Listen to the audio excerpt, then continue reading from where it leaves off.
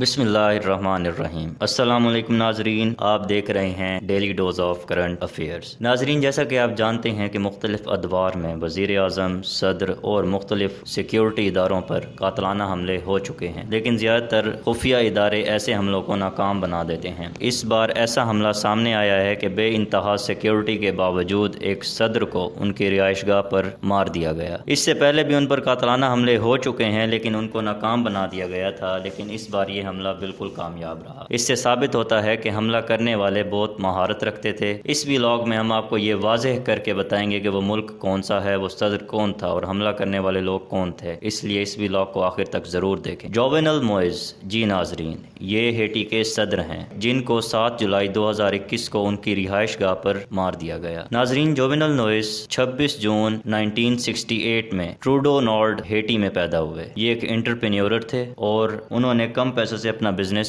شروع کیا تھا۔ شروع میں ان کے کیلے کے باغات تھے، بعد میں انہوں نے مختلف شعبوں میں انویسٹمنٹ کی اور ایک ٹائکون کے طور پر ہیٹی میں سامنے آئے۔ ان کا نک نیم بنانا مین سے بھی مشہور تھا۔ جی ناظرین، 2015 میں یہ صدارت کے لیے نامزد ہوا اور اس کو سب سے زیادہ تقریباً 5 لاکھ ووٹ ملے اور یہ ایک بھاری اکثریت تھی، لیکن یہ صدارتی حکم نامہ پوسٹ پون کر دیا گیا اور 2017 میں یہ صدر نامزد کر دیے گئے۔ ناظرین، ہیٹی ایک کیریبین کنٹری ہے، اس کی سرحد صرف ہمسایہ ملک ڈومینیکا ریپبلک کے ساتھ ملتی ہے۔ 1804 میں اس نے فرانس سے آزادی حاصل کی اور یہ 27,750 کلومیٹر اسکوائر پر محیط ہے اور یہ براعظم امریکہ میں شامل ہے۔ ناظرین، اب ہم آپ کو واقعہ کی تفصیل بتاتے ہیں۔ ناظرین، ہوا یہ کہ بدھ کی رات 7 جولائی 2021 کو 28 افراد، جن میں 26 کولمبین اور 2 ملٹری پولیس امریکن نیشنلز شامل تھے۔ ناظرین، یہ تمام افراد جدید اسلحے سے لیس تھے اور انہوں نے جوونل نوئز کے گھر پر دھاوا بول دیا۔ اس وقت ان کا خاندان بھی وہاں پر موجود تھا۔ ناظرین، ان کی رہائش گاہ پر جب حملہ کیا گیا تو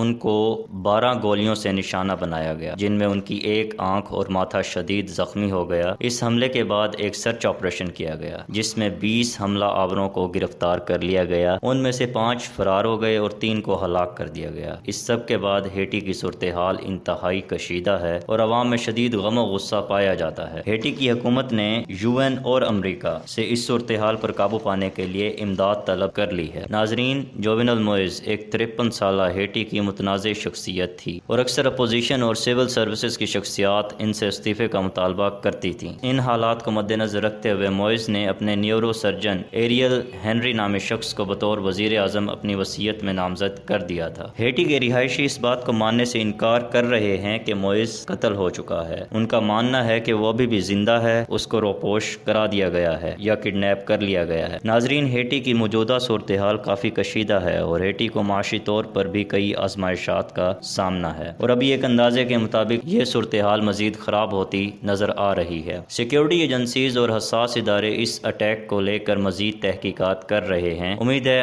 آج کی خبر آپ کو بہت پسند آئی ہوگی۔ اپنا خیال رکھیے گا۔ اللہ حافظ۔